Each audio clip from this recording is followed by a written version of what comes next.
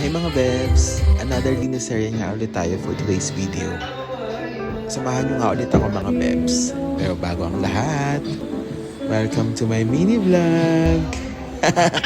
So ayun nga mga bebs, bale na pagdesisyonan ko nga ulit na magdinis ulit since medyo matagal-tagal na din talaga dahil nanggaling nga tayo sa napaka-busy Christmas at New Year tapos nagbakasyon pa ako ng almost 9 days ata yun. So ngayon lang talaga ako ulit nakapagdinis at talagang medyo na-busy nga tayo.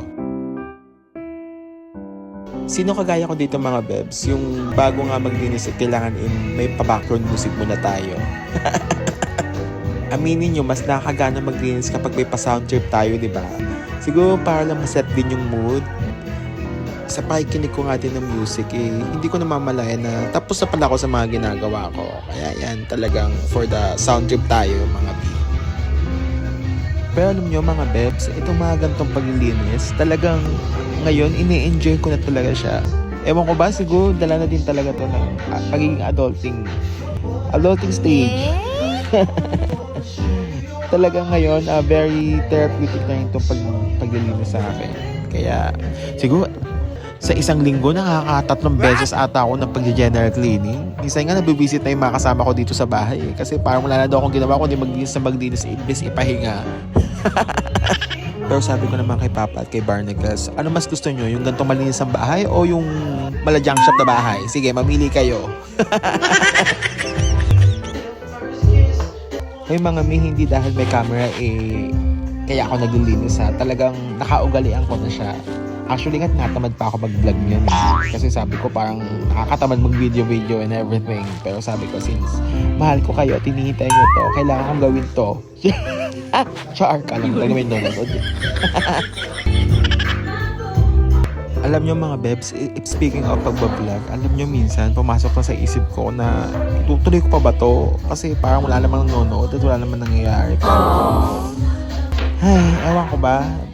Minsan napapaisip ako kung parang napapagod lang naman ako kasi hindi biro pala siya mga yung pagbi-videos. Tapos after mag-video, i-edit mo na umaabot pa ako sa ilang oras sa pag-edit. Tapos after mag-edit, mag-voice over ka pa na nakakapagod din at hindi mo alam yung mga sasabihin mo. Pero iniisip ko na lang, sige, para naman siguro pagdating ng panahon, may mababalikan akong mga video sa pinagagawa ko, di ba? Para sa sarili ko na lang.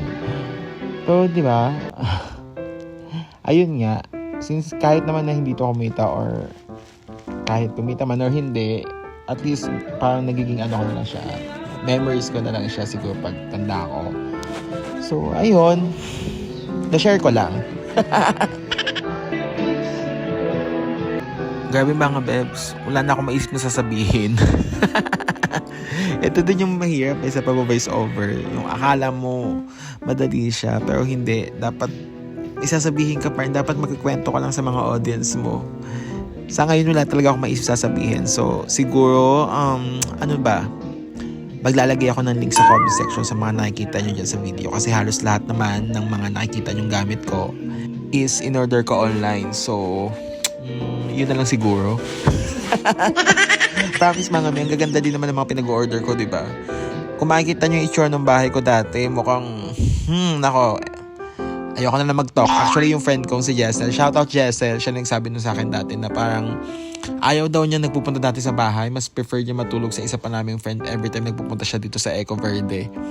Kasi nga, bukod sa madumi, kasi that time hindi talaga ako pwede maglinis. Hindi pa ako sinasanay pa ng pagiging adulting.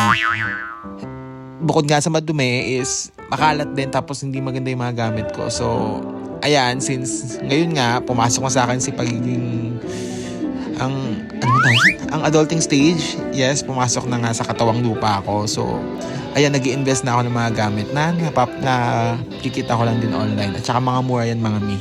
Akala nyo lang mga mamahal pero 'di ba quality din at ang tatagal na niya sa akin. So lagay na ako ng link sa comment section kung bet nyo din. Yun na lang, wala na ako talagang maisip na sasabihin.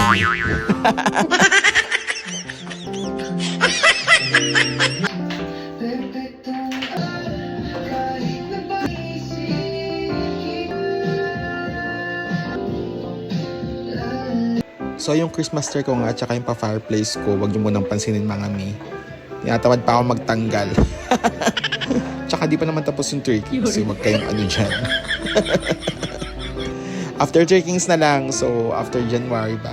Hindi ko sure kung January ba yung Turkings. So basta. So yun na nga.